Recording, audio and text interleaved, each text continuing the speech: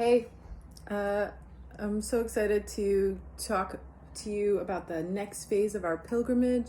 I am a big fan of the Middle English writer Chaucer, and he did the Canterbury Tales, which has these pilgrims telling stories to each other for months and months, and they're evolving as they're telling these stories. And when they hear someone else's story, it gives them, ooh, that's my peacock friend. As they hear another pilgrim's story of being a pilgrim, of being an awake human with a divine spark, how to receive that, how to nurture that, how to be alive in that,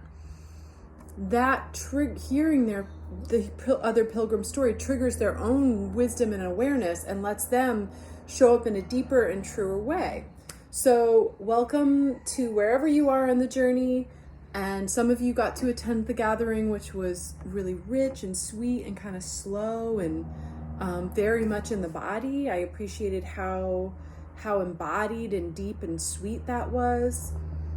In case you missed that, I'm going to catch you up on a couple of pieces, and I'm going to give you a little bit of specific ways to deepen into your evolutionary journey this month. One of the things to remember is that your life's work and your evolution function as a pair, as a whole expression. And so one quick way to take a look at this is to see how the two shadows, the shadow of your life's work and the shadow of your evolution, function as a biofeedback loop. And it's a little bit like it can create this loop where you have a really hard time coming awake to who you are, what you're really doing, what's really going on at the deeper reality, because you're lost in that loop and it'll just keep you. And so just pause for a minute, like pause the video and go take a look at what those two shadows are and see how they function. Now, a lot of folks are, I don't know how to do this, I don't know how to journey, what are you even talking about? And I think it's really great to acknowledge that awareness is so powerful, so undervalued, but just you noticing, just you being able to see the way those two shadows are functioning for you, or just even see that they exist, is the beginning of the whole process of transmutation. So what happens is you take a look at those two shadows. So I'm going to use me as example. Mine is shadow of force and shadow of superficiality. And so superficiality is when I forget the deeper dimensions and I get lost at the surface and I get lost on shit that doesn't matter, doesn't move the real story forward. And then I have to force things into place and use this raw power and then by forcing things, I get out of harmony with life and I ostracize myself and I shut people off from close relationships. And then that makes me even more superficial. Then I'm even more out of control and I don't know what to do. And I become more of a victim and I force more and so it's like this loop. It's just like it could go forever. I have had years where I'm just in this fucking loop.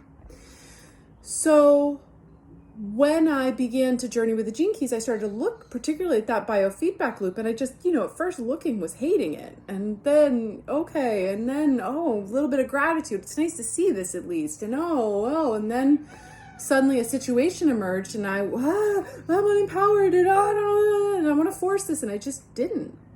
And I sat back for a second and I was like, huh. And then something moved.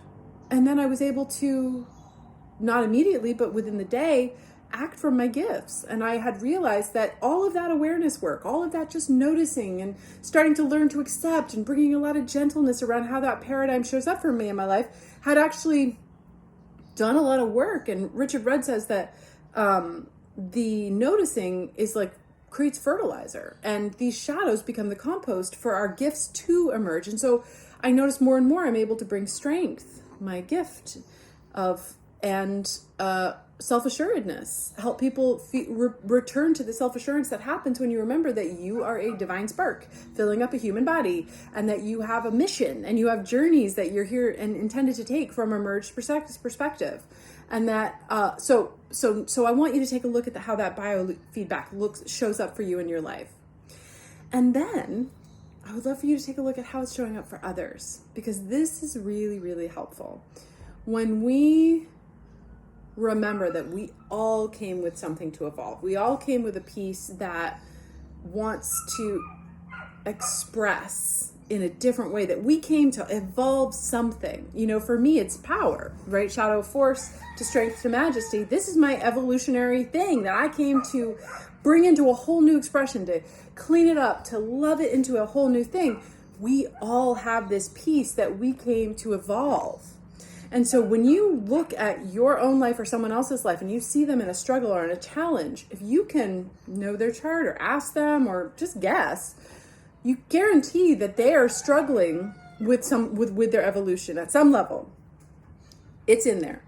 And it's kind of like Richard Rudd calls this the great leveler. The evolution is like the great leveler. We all have one of these, and it is never easy for any of us. It is never easy. We came here to evolve it. So it's like, it's going to have some grit in it. It's going to be worth bringing our heart's deepest knowing and evolving this to offer a pure and true expression to the world as a gift. So this can bring compassion, because your evolution tends to show up in your relationships. And so what I would love for you to do this month, if you want to go deeper on this, you may already have found a lot of depth in this and you may be like, I'm full, is to take a look at a current challenge in your life and to try to see if you can find the challenge, find the expression of shadow from your evolution in the current challenge, and see if bringing your awareness to it that way can unlock it a little bit.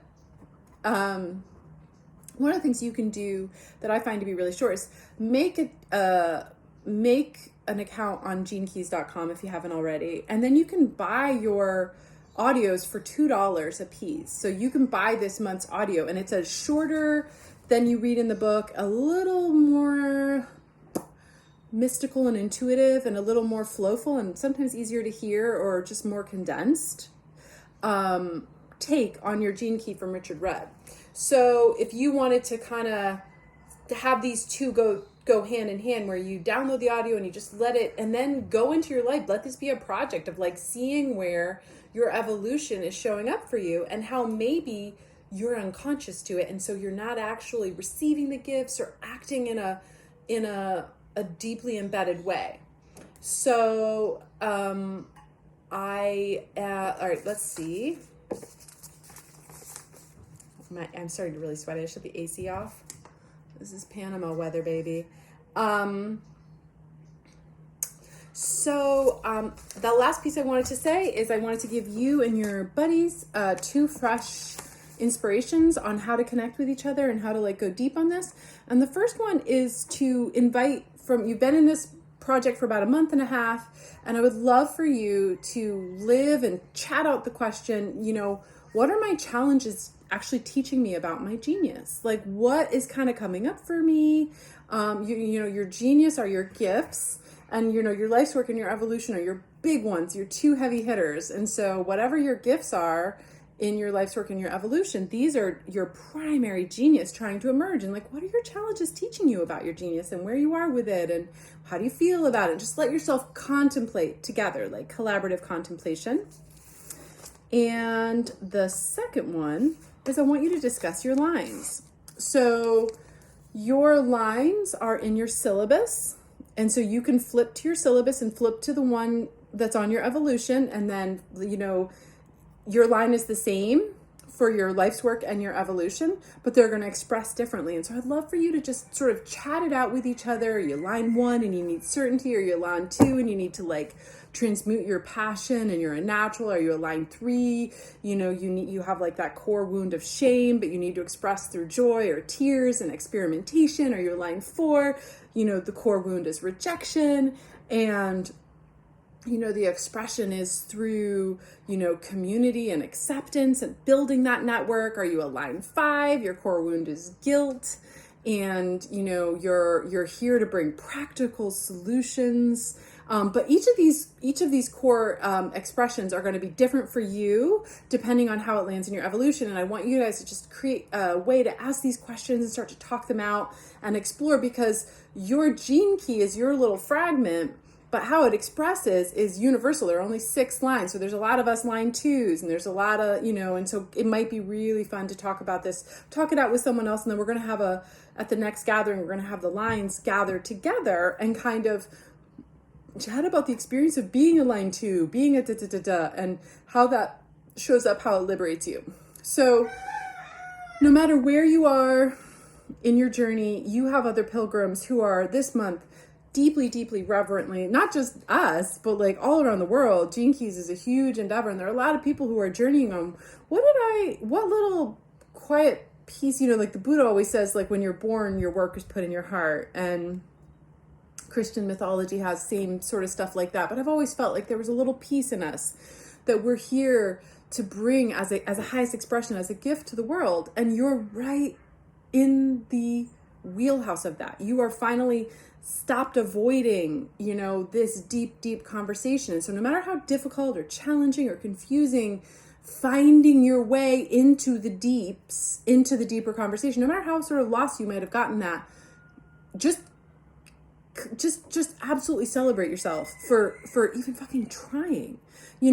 Like swinging and missing is swinging. You're not paralyzed. You're not avoiding. You're not repressing. You're not denying. You're fucking trying. You're showing up. You're in the arena. Woo! And the more you acclimate to that depth and the softer you become in your contemplation, and the more open you become to letting some of these things breathe and open, the more joyful the alchemy can be. So as one pilgrim, I know I had a very challenging initial month of the evolution. Probably one of the more difficult and painful experiences of my whole life. And strength and majesty were where I leaned heavily. I was very grateful to have journeyed so much that I was able to lean into those gifts and to feel it emerging through me. I felt so held by my awareness of my patterns and by my awareness of others, so that I could pretty easily see where they were struggling with not knowing how to give their gifts and not knowing how to get out of shadow frequency. It was a very calming, it's very functional, seeing these pieces play out. So play with it. Let it serve you. Let it be real. Take it to the streets. Take it to the peacocks. He knows what's up.